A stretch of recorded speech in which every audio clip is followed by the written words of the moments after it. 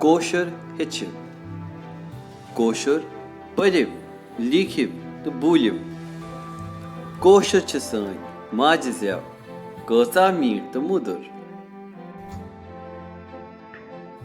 नमस्कार वलियो आज परो अख नव कथ लिटिल रेड हेन यस जन लीचमस छ जेराल्डीन टेलरन तो इलस्ट्रेशन छ करमज वर्जीनिया एलनन.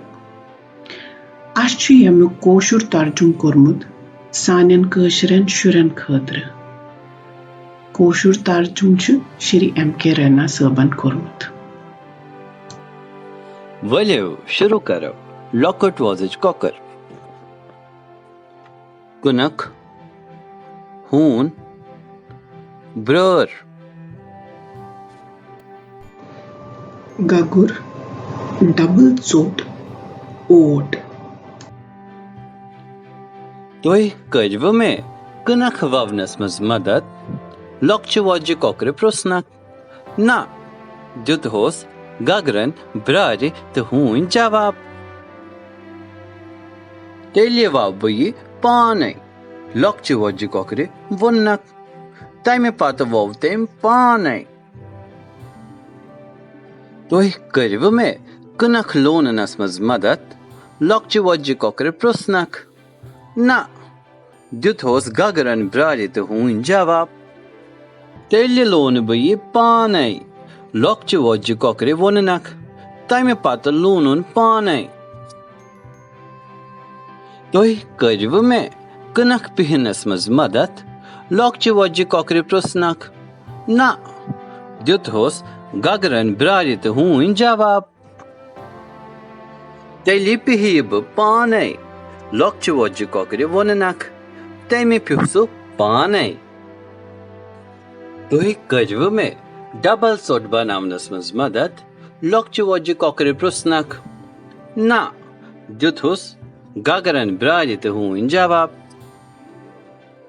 तेलिए बनाओ ब पाने लॉकच वॉज कॉकर वनक तमे बनाओ पाने.